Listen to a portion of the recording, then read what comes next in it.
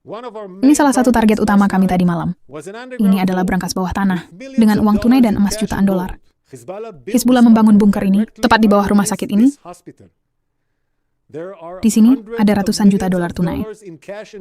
Dan juga emas ada di dalam bunker. Angkatan Udara Israel sedang memantau kompleks. Seperti yang Anda lihat, namun kita tak akan menyerang rumah sakit ini. Selamat datang di channel YouTube Manuskrip Papua. Juru bicara pasukan pertahanan Israel Laksamana Muda, Daniel Hagari, mengungkap bahwa bunker Hasan Nasrallah adalah tempat Hizbullah menyimpan jutaan dolar dalam bentuk emas dan uang tunai. Bunker ini berada tepat di bawah rumah sakit Al-Sahel di jantung kota Beirut. Video ini dibagikan oleh juru bicara IDF pada 22 Oktober tahun 2024. Malam ini kami mengekspos jaringan keuangan Hizbullah dan bagaimana Hizbullah menggunakan keuangan ini untuk mendanai kegiatan wisatanya. Dalam beberapa tahun terakhir, negara bagian Lebanon pernah mengalami krisis keuangan yang mendalam, yang dimanfaatkan oleh Hizbullah. Hizbullah dapat sumber uang adalah dari asosiasi Al-Qard Al-Hasan. Itu menyediakan layanan keuangan untuk warga sipil Lebanon dan membayar gaji agen Hizbullah.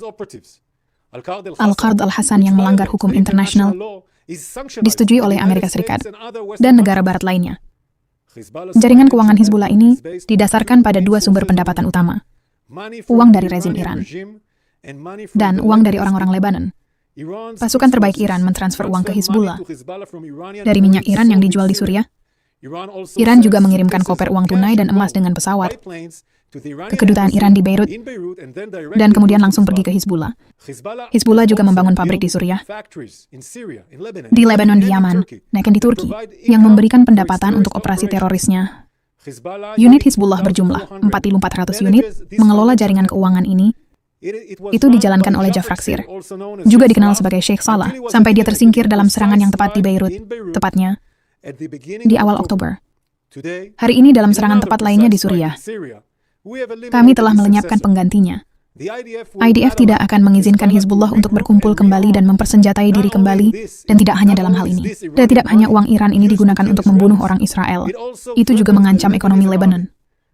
Ini adalah Hizbullah terus menyelundupkan uang Iran ke Lebanon dalam dolar, dan itu mendevaluasi pound Lebanon, membuat krisis ekonomi di Lebanon semakin parah. Sumber pendapatan fokus lainnya dari Hizbullah adalah warga Lebanon. Hizbullah menghasilkan uang dari warga Lebanon dengan menawarkan layanan keuangan kepada mereka melalui asosiasi Al-Qard Al-Hasan.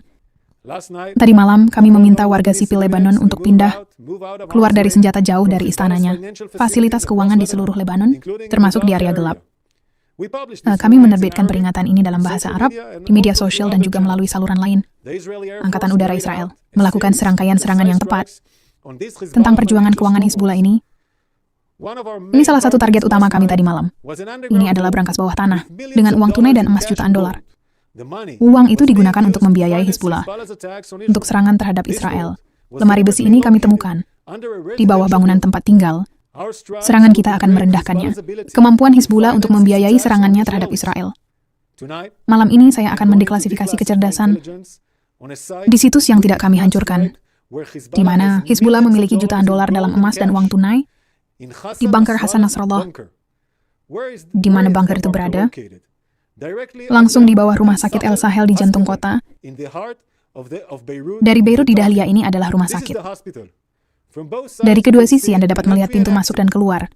Itu adalah poros terowongan masuk dan keluar dari bawah tanah untuk bunker bawah tanah. Pintu masuknya terletak di gedung Al-Madi, dan pintu keluarnya terletak di gedung Al-Sahal Center.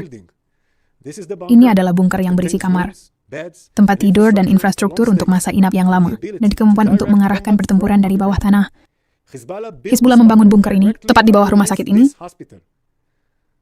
Di sini ada ratusan juta dolar tunai, dan juga emas ada di dalam bunker. Sekarang juga, saya memanggil pemerintah Lebanon, otoritas Lebanon, dan organisasi internasional agar jangan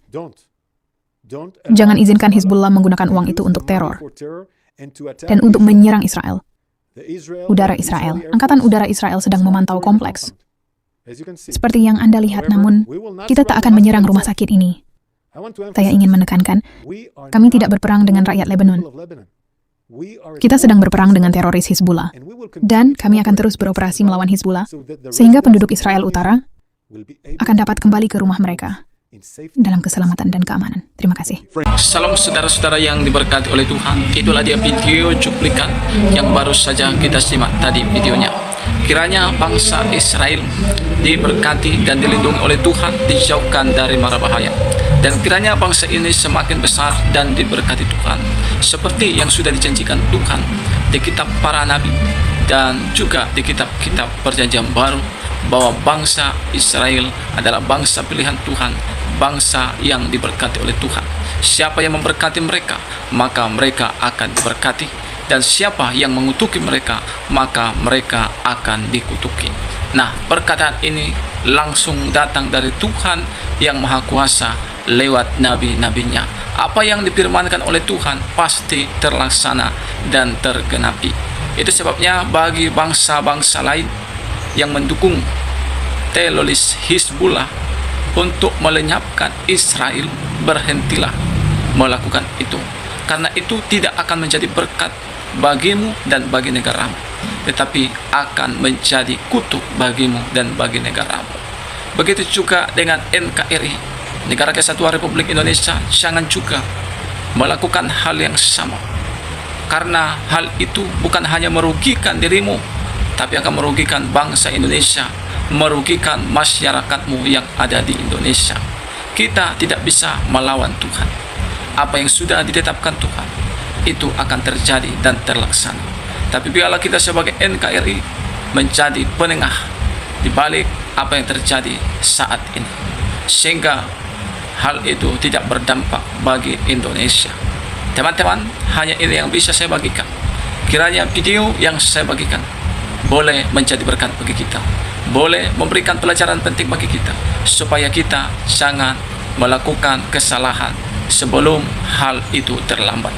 Tuhan memberkati kita. Shalom, dan sampai jumpa di video selanjutnya.